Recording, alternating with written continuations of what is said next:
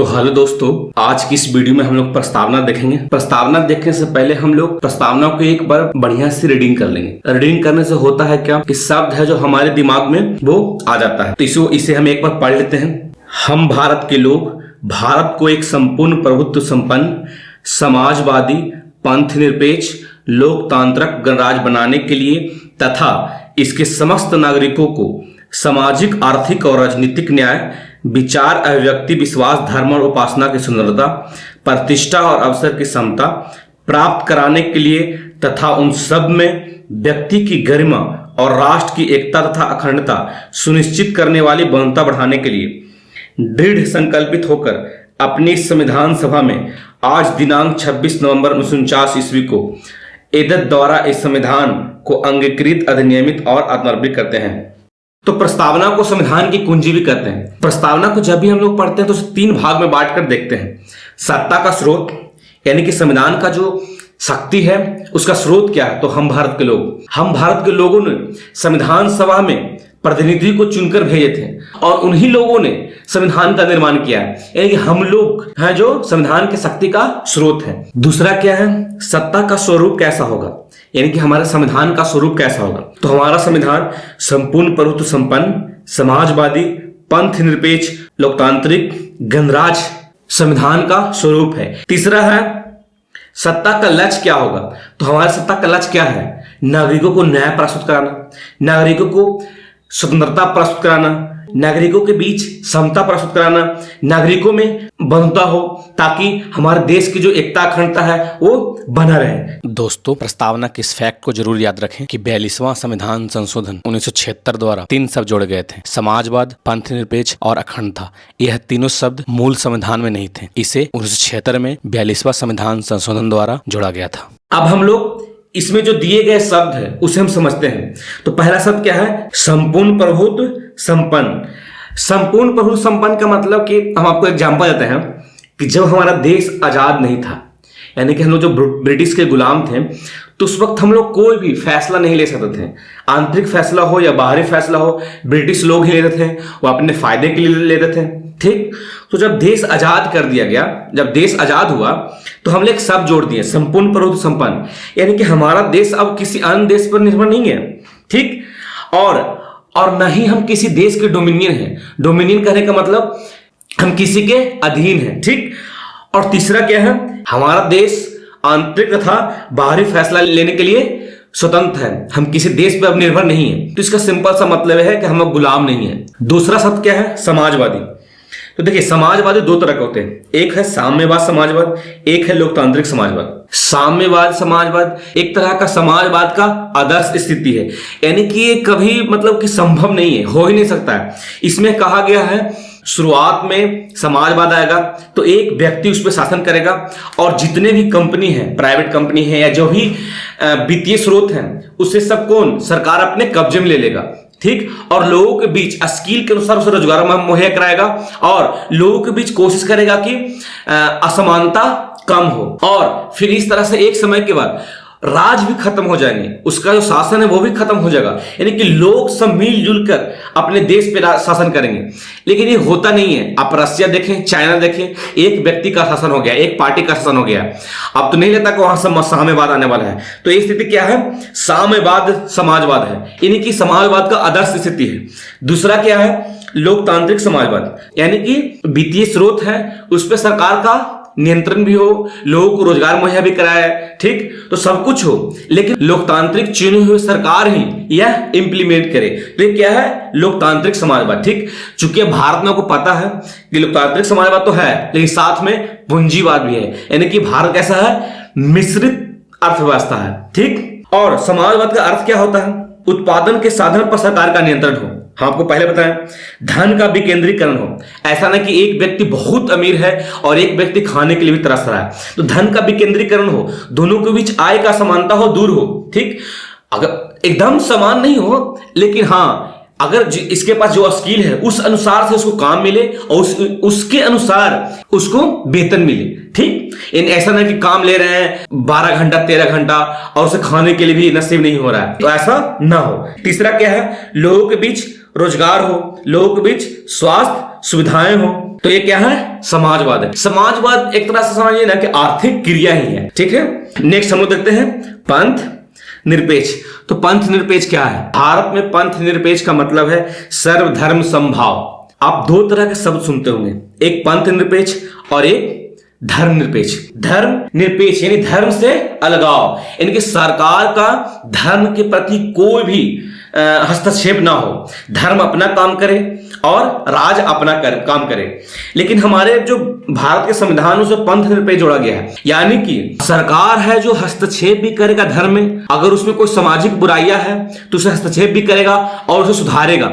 जैसे कि सती प्रथा हिंदू धर्म में था, एक बुराया था, उसे सुधारा गया। जैसे कि 3 तलाक हाल ही में सरकार द्वारा इसे हटाया गया है। यानी कि जो सामाजिक बुराइयां है, धर्म चूंकि समाज को चलाता है, अगर समाज में वो बुराइयां धर्म के आधार पर है तो उससे सरकार हस्तक्षेप भी करेगा और उसे हटाएगा। हाँ, लेकिन सरकार कोशिश करेगा कि किसी धर्म को ना बढ़ावा दे और ना किसी को दबाव दे। ठीक, यानी कि सर्वधर्म सभी धर्म के प्रति समान भाव रखे। ठीक है, नेक्स्ट क्या है? लोकतंत्र। लोकतंत्र हम आपके पिछले वाले वीडियो में समझा चुके हैं कि लोकतंत्र कितने टाइप के होते हैं, क्या कौन सा लोकतंत्र है, हमें समझा चुके हैं। यहाँ पर सिंपल सा मतलब है लोकतंत्र का मतलब जनता का शासन, जनता द्वारा प्रत्यक्ष या अप्रत्यक्ष रूप से राज्य की नीति में अगर वो भाग ले रहा है तो वो लोकतंत्र है। चूंकि लोकतंत्र हम पीछे वाले वीडियो में समझा चुके हैं, आप उसे वहां जाकर देख सकते हैं। नेक्स्ट क्या है? गणराज। गणराज का सिंपल सा मतलब है कि राष्ट्र का जो प्रमुख होगा वो वंशानुगत नहीं होगा। हमारे देश में राष्ट्र का प्रमुख कौन है? राष्ट्रपति। वो वंशानुगत नहीं है, उस राष्ट्रपति का निर्वाचन होता है और कोई भी व्यक्ति जो उसके लायक हो वह राष्ट्रपति के चुनाव में भाग ले सकता है। गणराज का सिंपल सा मतलब क्या है?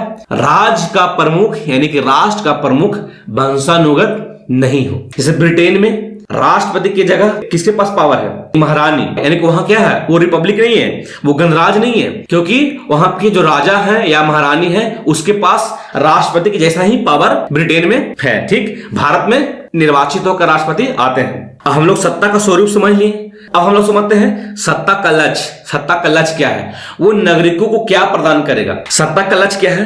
पहला है न्याय। हम नागरिकों के बीच न्याय प्रस्तुत कराएंगे। कौन सा न्याय? सामाजिक न्याय, आर्थिक न्याय और राजनीतिक न्याय। ठीक, सामाजिक और आर्थिक न्याय भाग 4 में जो नीति निर्देशक तत्व है उसमें दिया गया है। और जो राजनीतिक न्याय है, एक व्यक्ति एक वोट को हम लोग राजनीतिक न्याय समझ सकते हैं। कोई भी अमीर हो, गरीब हो, कोई भी किसी भी जाति किसी धर्म को हो, उसे एक वोट का अधिकार है। सामाजिक और आर्थिक न्याय का मतलब क्या है? कि लोगों के बीच आय का समानता ना हो, ऐसा हो कि जिसके पास जो स्किल हो उसके उस आधार पर रोजगार उसको मिले, तो आर्थिक न्याय है। सामाजिक न्याय क्या है? कि अगर कोई व्यक्ति बहुत पिछड़ा हुआ है, यानी कि उसके पास धन का अभाव है या सामाजिक रूप से पिछड़ा है, तो हम लोग कोशिश करेंगे कि उससे भी मुख्य धारा में लाएं। इसलिए हमारे संविधान में आरक्षण का प्रावधान है। EWS, OBC, SC, ST लोगों को आरक्षण मिलता है। ठीक, सामाजिक न्याय, आर्थिक न्याय आप समझ लिए। नेक्स्ट क्या है? स्वतंत्रता। कितने तरह की स्वतंत्रता की बात किया गया है? 5 तरह के। विचार एवं अभिव्यक्ति, विश्वास, धर्म एवं उपासना की स्वतंत्रता। विचार एवं अभिव्यक्ति आर्टिकल 19 भाग 3 में आर्टिकल 19 भाग 3 यानी कि मौलिक अधिकार में हम लोग को दिया गया है। नेक्स्ट क्या है? विश्वास, धर्म एवं उपासना, यानी कि कोई भी धर्म के लोग हो, कोई भी संप्रदाय के लोग हो, वो अपने तरह का विश्वास मान सकता है। कोई ऐसे लोग होते हैं जो किसी भी धर्म को मानते ही नहीं है, नास्तिक लोग होते हैं, वो भी अपना विश्वास मान सकता है, अपना धर्म मान सकता है, अपनी तरह से उपासना कर सकता है। कोई है जो मंदिर में आता है, कोई मस्जिद में आता है, कोई यूं ही खुले आसमान के नीचे मेडिटेशन करता है। तो जिस तरह से वह उपासना करना चाहता है उपासना कर सकता है। ठीक, तो 5 तरह के स्वतंत्रता हमारे संविधान में नागरिकों को दिया गया है। ठीक, नेक्स्ट क्या है? प्रतिष्ठा एवं अवसर की समता। यहाँ पे प्रतिष्ठा का मतलब क्या है? कोई अगर छोटा काम कर रहा है, नाली साफ कर रहा है, रोड को साफ कर रहा है, तो वो हीन भाव से उसे देखे। उसका भी काम उतना ही इंपॉर्टेंट है जितना कि एक व्यक्ति कंपनी में बैठकर एसी में बैठकर कार्य करता है। ठीक, अवसर की समता का मतलब क्या है? कि लोगों के बीच जैसे कि जॉब आए या लोगों के बीच पढ़ने की बात आए तो सबको समान अवसर मिले, जो उसके योग हो, ठीक, उसको वह अवसर मुहैया कराया जाए। ना कि कोई नेता के बेटा है या कोई रिच व्यक्ति है उसे एक्स्ट्रा अवसर मिले और जो गरीब लोग हैं उसे अवसर कम मिले। तो हमारे को क्या दिया गया है, अवसर का समता दिया गया है हमारे संविधान में, यानी कि जो जिस व्यक्ति जितना योग्य है उस अनुसार वो कार्य कर सकता है। ठीक, नेक्स्ट शब्द क्या है, बहुमता।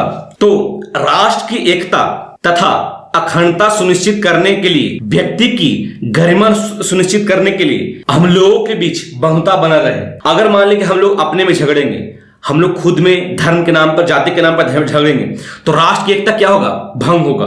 साथ में यही नहीं, व्यक्ति की जो गरिमा है वो भी भंग होगा। तुम ये जात को हो, तुम ये धर्म को हो, तो दूसरे जो संस्कृति है, दूसरे लोगों का जो कल्चर है उसे हम हीन भाव से देखेंगे, तो व्यक्ति का गरिमा भी गिरेगा। और दूसरा क्या है कि जब हम अपने में झगड़ेंगे तो राष्ट्र की एकता और अखंडता भी कम होगा। राष्ट्र की एकता और अखंडता बनाए रखने के लिए, व्यक्ति की गरिमा सुनिश्चित करने के लिए हम लोग बहुमता बनाकर रखेंगे। ठीक, और हम लोग जो प्रियम्बल से संबंधित जो अन्य तथ्य है उसे हम लोग देख लेते हैं। जब हम लोग शुरुआत में प्रस्तावना आप देखे होंगे तो उसमें देखे होंगे कि उसमें लास्ट में लिखा हुआ है, आज दिनांक 26 नवंबर 1949 ईस्वी को एतद द्वारा इस संविधान को अंगीकृत, अधिनियमित और आत्मर्पित करते हैं।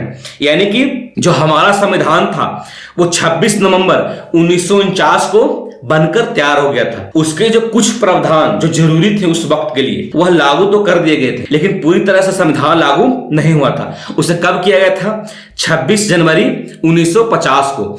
ऐसे 26 जनवरी 1950 को क्यों लागू किया गया था, क्योंकि जब 1929 का लाहौर अधिवेशन हुआ था तो हम लोग 26 जनवरी 1930 को स्वराज दिवस मनाए थे। इस कारण से संविधान सभा ने 26 जनवरी के दिन को ही संविधान को पूरी तरह से लागू किया, और हम लोग 26 जनवरी को ही इसीलिए रिपब्लिक डे मनाते हैं। ठीक, प्रस्तावना को संविधान का परिचय अथवा भूमिका भी कहते हैं। प्रस्तावना को जवाहरलाल नेहरू द्वारा उद्देश्य प्रस्ताव के रूप में प्रस्तुत किया गया था। नेक्स्ट क्या है, भारतीय संविधान पर संविधान सभा के 284 सदस्य हस्ताक्षर किए थे, जिसमें से 15 महिला शामिल थी।